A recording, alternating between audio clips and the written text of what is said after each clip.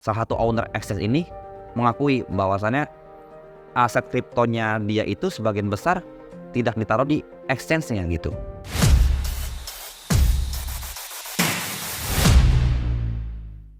Oke, jadi di video kali ini gue mau jelasin tentang pentingnya kita memiliki dompet kripto kita sendiri. Nah, atau kita biasa sebut crypto wallet kita sendiri untuk sebagai bagian langkah self custody kita. Nah, jadi kan biasanya kita teman-teman kalau membeli suatu aset kripto atau berinvestasi di sebuah aset kripto kan kita paling umum ini belinya kan di CEX ya, di centrally exchange atau biasa kita sebut exchange, yang dimana seperti kita tahu ya, exchange di Indonesia itu ada seperti Indodax, Toko Kripto, Pintu, Peluang, Thrift, dan lain sebagainya. Lalu kalau exchange luar ya kita tahu seperti Binance, lalu ada Bybit, dan lain sebagainya, banyak sekali. Nah, jadi sebenarnya kalau ketika kita membeli suatu aset kripto, katakanlah Bitcoin atau Ethereum atau altcoin lainnya di suatu exchange, itu kan kita daftar di exchange segala macam. Nah, pas kita itu beli itu tuh aset kripto kita atau misalkan Bitcoin kita itu ditaruhnya tuh di dompetnya private key-nya si exchange, teman-teman. Nah, sebenarnya tidak jadi masalah. Kita yakin lah, apalagi exchange yang sudah terkenal ya seperti Indodax, Toko Kripto, atau mungkin untuk yang luarnya Binance atau Bybit, itu kita tahu lah itu tingkat legitnya, reputasinya udah bagus, yang kayaknya sudah kita juga merasa aman dan nyaman melakukan transaksi jual beli atau trading di situ. Nah, namun sebenarnya di dunia kripto itu dikenal istilah namanya not your key, not your coin ya. Jadi kalau itu private key-nya bukan kamu yang pegang, berarti itu bukan aset kripto kamu gitu. Yang sebenarnya ini menurut saya itu penting sekali. Karena kenapa? Exchange pun sebenarnya masih ada potensi untuk namanya ada kegagalan eksternal lah gitu ya. Kita percaya secara internalnya mereka, tapi kan kita pengen mastiin resiko eksternal kita tidak mau terdampak buruk buat exchange tersebut, yang juga akan berdampak buruk pada kita punya aset kripto di exchange tersebut. Yang pernah ada kejadian kan seperti kalau misalnya teman-teman kripto di sini sudah tahu kan, ada kejadian MTGOX dulu waktu 2000 berapa ya, di bawah 2015 itu ada kejadian exchange luar yang dimana sangat terkenal sekali seperti MTGOX itu akhirnya bermasalah ketika ada kejadian, dan akhirnya semua nasabahnya itu tidak bisa tarik withdraw ataupun narik aset kriptonya. Lalu juga kejadian juga di Celsius. Lalu yang terbaru kan ada FTX ya, itu yang paling terbaru banget ya. Itulah yang maksud gue itu pentingnya kita harus punya wallet kripto kita sendiri ya, aset dompet kripto kita sendiri. Nah, bahkan kalau teman-teman juga pernah tahu di salah satu podcast ya di Indonesia, yang bintang tamunya itu adalah salah satu co-founder exchange di Indonesia. Saya tidak sebutkan ini, tidak bisa sebutkan ininya, nama exchange-nya. Dia sendiri aja mengakui, si ownernya, salah satu owner exchange ini mengakui bahwasannya aset kriptonya dia itu sebagian besar tidak ditaruh di exchange-nya gitu. Lebih banyak ditaruh di self custody-nya, di dompet kriptonya sendiri. Nah, di sini teman-teman bisa lihat ya, seorang ownernya exchange-nya sendiri, dia mengakui jumlah aset kriptonya itu lebih banyak yang di self custody, yang dia simpan di aset kriptonya dia sendiri ketimbang di exchange-nya. Maka dari itu apalagi kita ya teman-teman yang nasabahnya, jangan sampai kita juga 100% portofolio aset kripto kita itu taruhnya di exchange gitu. Kalau bisa kan sebagian besar kita self custody, jadi di exchange itu hanya sebagian kecil aja. Jadi kalau ada pertanyaan atau kita bertanya-tanya, kapan sih waktu yang tepat kita memiliki dompet kripto kita sendiri atau private key kita sendiri? Nah, ini sebenarnya sangat beragam jawabannya, tapi yang bisa saya jelaskan adalah ya secepat-cepatnya gitu, teman-teman. Ya jadi gini, kalau misalkan mungkin wallet aset kamu kriptonya nggak terlalu besar, menurut kamu itu sendiri tidak besar, kita bisa taruh di hot wallet lah, bentuknya hot wallet dulu. Namun nanti kalau misalkan menurut masa teman-teman itu udah aset kriptomu itu udah besar, bahkan mungkin sudah di atas hampir 50% bahkan mungkin dari total aset kamu gitu, portofolio kamu tersebut, yaitu harus punya cold wallet ya, untuk lebih aman lagi. Nah, di sini sebelum saya masuk lebih dalam lagi, gue mau jelasin lebih dalam lagi. Gue mau jelasin ada apa aja sih jenis-jenis dompet kripto ini, wallet kripto ini. Ya, jadi gampangnya umumnya dompet kripto itu terbagi menjadi 2 jenis ya.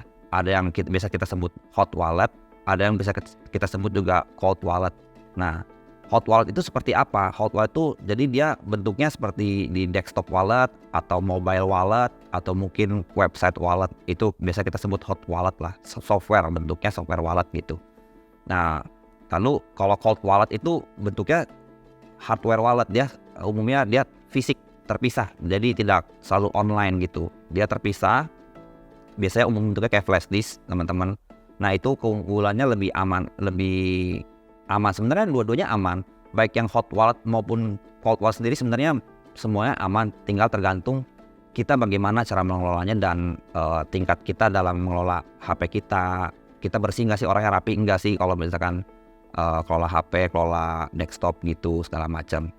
Nah, biasanya kalau hot wallet itu paling umum digunakan kalau misalkan kita masih baru belajar nih teman-teman, masih baru belajar tentang apa sih dompet kripto itu kayak gimana cara kerjanya, gimana sih mindahin aset kripto kita dari exchange ke dompet kita sendiri, dompet wallet kita sendiri. Nah, itu bisa kita pakai latihannya pakai hot wallet teman-teman. Seperti ada mobile wallet, desktop wallet, dan juga website wallet. Nah, tapi biasanya kalau udah advance, sudah mulai paham cara kerjanya, tahu cara gimana biar amannya, dan aset kripto kamu juga udah makin besar, aset Bitcoin kamu udah makin besar, biasanya nanti akan secara otomatis kita sendiri mau inisiatif memiliki cold wallet. Nah, di sini gue juga bakal jelasin paparin nih hot wallet itu ada apa aja, cold wallet itu ada apa aja. Nah, di hot wallet dulu ya. Hot wallet itu ada namanya yang paling terkenal adalah Electrum wallet ya. Itu untuk Bitcoin only. Jadi wallet tersebut memang didesain hanya untuk bisa menyimpan private key kita untuk aset kripto Bitcoin aja. Lalu juga ada Exodus, terus juga ada Trust Wallet, lalu ada MetaMask dan lain sebagainya. Nah, sebenarnya tapi kalau gue rekomendasiin sih kalau misalnya kita cuman asetnya bentuk yang Bitcoin aja, untuk hot walletnya, mobile wallet atau desktop wallet, gue rekomendasiin pakai Electrum. Gue sendiri pakai Electrum gitu.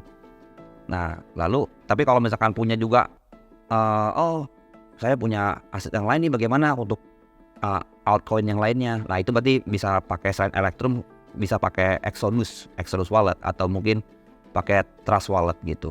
Nah, untuk yang lain bagaimana? Sebenarnya kan masih banyak nih hot wallet yang lain.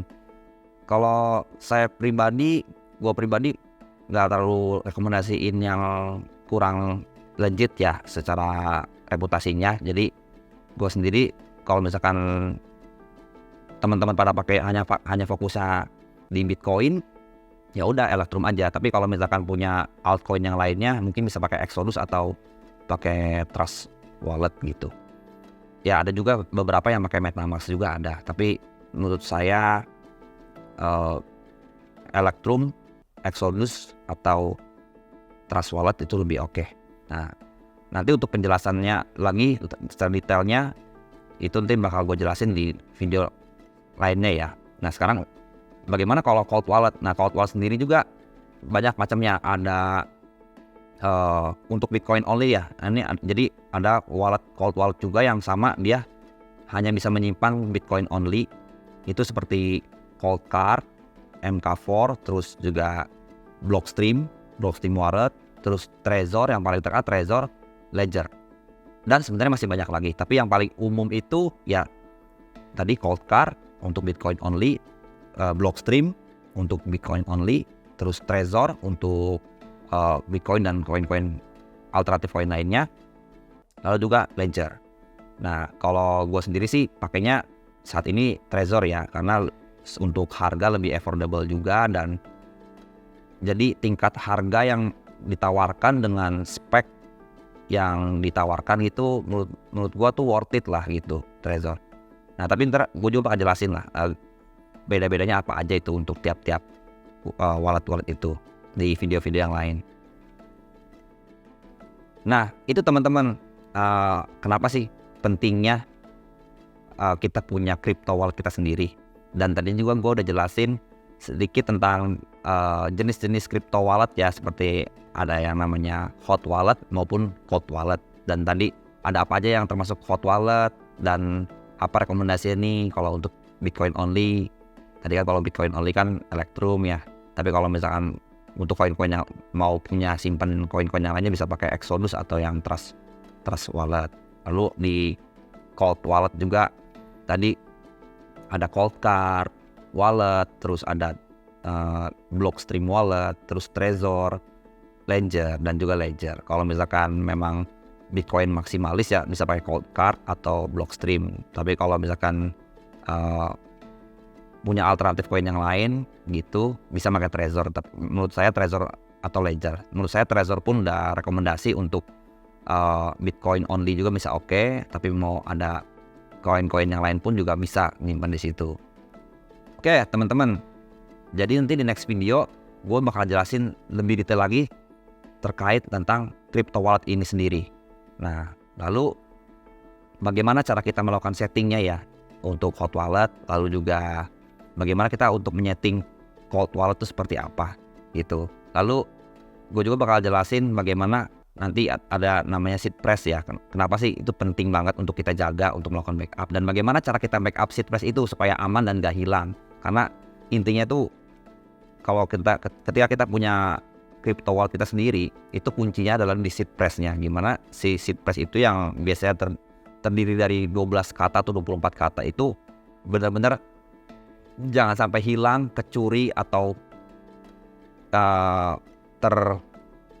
terkompromis lah. Jangan sampai hilang atau kecuri lah gitu. Nah, jadi kalau teman-teman sendiri di sini sudah pada punya crypto walletmu sendiri belum? Nah, coba komen di bawah ya komentarnya. Yang sudah, yang belum kenapa, kalau yang sudah pakai apa dan kenapa. Kita bahas di kolom komentar ya teman-teman. Dan di next video gue bakal bahas apa saja keamanan yang harus dilakukan dan juga diperhatikan pada saat kita memiliki crypto wallet kita sendiri, serta cara-cara setup crypto wallet baik itu yang di hot wallet maupun yang cold wallet. Itu bagaimana nanti baiknya itu standar wallet itu seperti apa, lalu bagaimana cara setup 2FA wallet, lalu juga bagaimana cara kita setting multi-sig wallet, dan apa aja sih keunggulan-keunggulannya dan perbedaan-perbedaan dari yang standar wallet, 2FA wallet atau multi-sig wallet, dan nanti bagaimana cara nyetingnya. Itu teman-teman next video. Oke, thank you, sampai ketemu di next video selanjutnya.